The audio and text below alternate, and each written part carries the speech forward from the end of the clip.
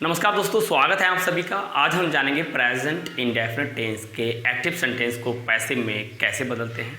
तो आइए बिना किसी देरी के समझते हैं। प्रेजेंट इंडेफिनिट टेंस का जब हम पैसिव बनाते हैं तो सबसे पहले हमें प्रेजेंट इंडेफिनिट टेंस के इंग्लिश वाक्यों की पहचान पता होनी चाहिए। सेंटेंस को पहचाना आना चाहिए कि ये हमारा जो सेंटेंस है वो प्रेजेंट इंडेफिनिट टेंस का है।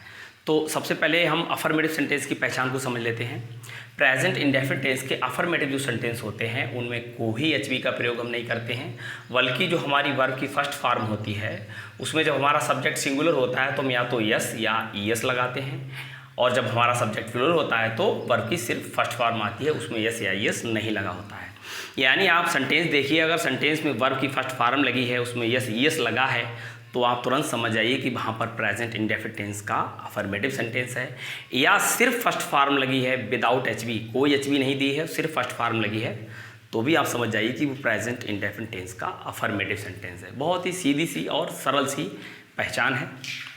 दूसरे, हमारे जो एक्टिव वाक्य में अगर सब्जेक्ट केस में जो प्रोनाउन पर्सनल प्रोनाउन आएंगे उनको जब हम ऑब्जेक्ट में ले जाएंगे तो हमारा आई का मी हो जाएगा, बी का अस, यू का यू ही रहेगा, ही का हिम, सी का हर और दे का दैम हो जाएगा।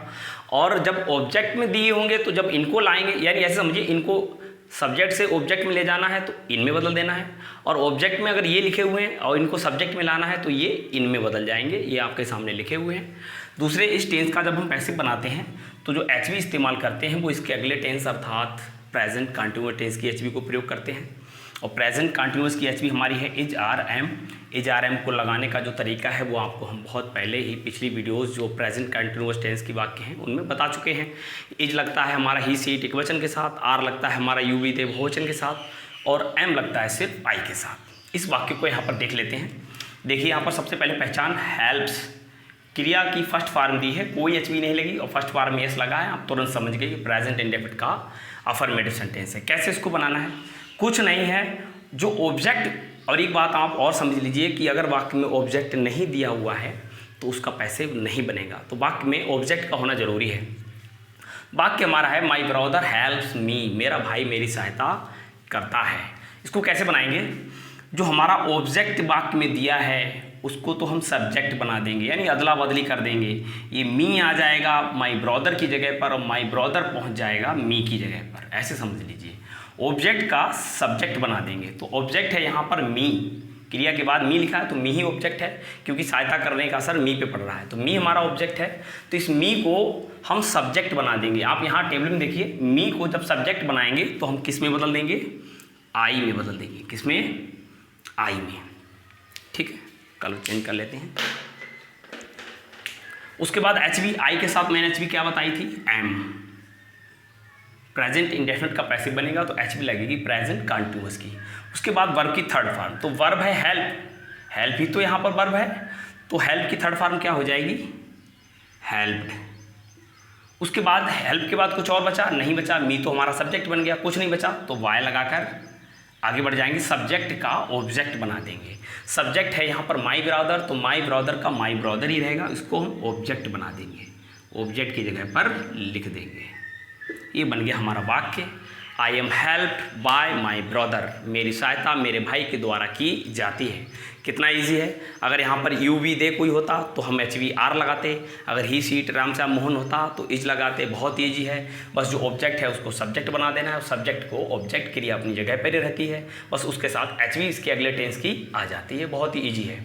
क्रिया के बाद अगर कुछ और यहाँ पर लिखा होता तो वो क्रिया के बाद यहीं पर रहता, वो कहीं नहीं जाता। बहुत ही ईजी है इनको बनाना। इसके नेगेटिव को समझ लेते हैं। प्रेजेंट इंडेफिनिट टेंस के नेगेटिव सेंटेंस की पहचान है कि जो एचवी होती है प्रेजेंट इंडेफिनिट टेंस की, डू या डज, उसके साथ नॉट लग कर आता है, या जब डू डज नहीं आता है, जब कभी नहीं दिया होता है तो नेवर के साथ, कभी नहीं की इंग्लिश नेवर होती है, तो नेवर के साथ या तो वर्ब की फर्स्ट फॉर्म में यस या ईएस लगा होगा जब सब्जेक्ट सिंगुलर होगा, या जब हमारा सब्जेक्ट प्लूरल होगा तो नेवर के साथ सिर्फ वर्ब की फर्स्ट फॉर्म लगी होगी। इसको देखकर आप बड़े आराम से समझ जाएंगे कि हाँ, ये प्रेजेंट इंडेफिनिट टेंस का नेगेटिव सेंटेंस है। क्या? डू डज के बाद नॉट, या नेवर के साथ वर्ब की फर्स्ट फॉर्म के साथ एस, या सिर्फ फर्स्ट फॉर्म। जैसे यहाँ पर वाक्य है he does not eat eggs, वह अंडे नहीं खाता है। इसको कैसे बनाना है, ये एक्टिव वाक्य है, यहाँ पर ही खुद काम कर रहा है अंडों को खाने का। इसको हमें पैसिव बनाना है कि अंडे उसके द्वारा खाए जाते हैं। इसको पैसिव में जब बदलेंगे, कैसे बदलेंगे, सबसे पहले पहचान देखिए, यहाँ पर डज लगा है, नॉट लगा है, फर्स्ट फॉर्म लगी है, तुरंत समझिए कि हाँ ये प्रेजेंट इंडेफिनिट का नेगेटिव सेंटेंस है। कैसे बनाना है, सबसे पहले सूत्र में क्या दिया है, ओ का यस, मतलब ऑब्जेक्ट का सब्जेक्ट बनाना है। तो ऑब्जेक्ट यहाँ पर क्या है, ईट है, ईट तो क्रिया है, ऑब्जेक्ट है यहाँ पर एक्स, अंडे ही तो खाए जा रहे हैं, तो ऑब्जेक्ट है एक्स, सबसे पहले लिख देंगे। जब एक्स हमारा बहुवचन है तो इसके साथ एच भी हमारी क्या आएगी, आर लगा देंगे हम। एच भी आपको मैंने बताया था इसके अगले टेंस की लगानी हमें, प्रेजेंट कंटिन्यूअस की। उसके बाद नॉट वहीं रहेगा जहाँ लगा हुआ है, एच बी के बाद था, एच बी के बाद ही रहेगा।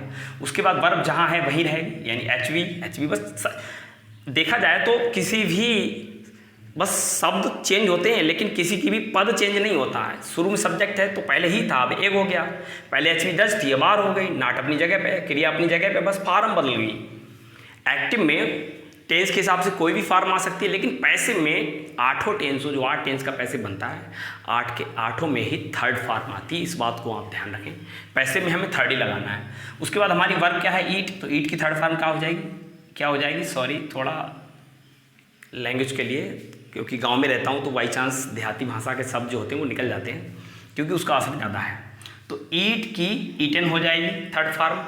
उसके बाद ईट के बाद कुछ बचा नहीं बचा, कुछ नहीं बचा तो आगे हम बाय लगा देंगे। उसके बाद हमारा सूत्र में लिखा है सब्जेक्ट का ऑब्जेक्ट। सब्जेक्ट यहाँ पर क्या था, सब्जेक्ट हमारा ही था, तो ही का ऑब्जेक्ट क्या होगा, मैंने क्या बताया आपको, अगर सब्जेक्ट में ही है तो उसका ऑब्जेक्ट हिम हो जाएगा। ये लिखा हुआ है इसमें, आप देख सकते हैं, ही का हिम हो जाएगा। अगर इधर ऑब्जेक्ट अंडे की जगह हिम होता, उसको जब हम इधर सब्जेक्ट की जगह बुलाते तो वो ही हो जाता। बस यही आपको ध्यान रखना है कि इधर वाले इन में बदल जाएंगे, ये इन में बदल जाएंगे। और एच भी आपको पता ही है अगले टेंस की, इसके प्रेजेंट कंटिन्यूअस की हमें लगानी। हमारा पैसिव बन गया है X are not eaten by him. बहुत ही ईजी, बहुत ही आसान, बहुत ही सरल है। वीडियो ज़्यादा लंबी हो जाएगी, हमारा चैनल इतना फेमस नहीं है, क्योंकि लंबी ज़्यादा वीडियो हो जाएगी तो ऑडियंस ज़्यादा लंबी वीडियो देखेगी नहीं, तो बस यहीं पर विराम देते हैं। आई होप आपको ये सेंटेंस समझ में आए होंगे। अच्छे लगे हो तो लाइक करें, अपने दोस्तों में शेयर करें, चैनल को सब्सक्राइब करना ना भूलें, क्योंकि आप चैनल को सब्सक्राइब करेंगे तभी हमें मोटिवेशन मिलेगा और हम ऐसी नई से नई वीडियो आपके लिए लाते रहेंगे। इसका जो दूसरा पार्ट, जो इंट्रोगेटिव सेंटेंस बचा है, वो हम आपको अगली वीडियो में समझाएंगे। मिलते हैं इसी उम्मीद के साथ। Keep watching my channel, get knowledge. Bye bye, जय हिंद।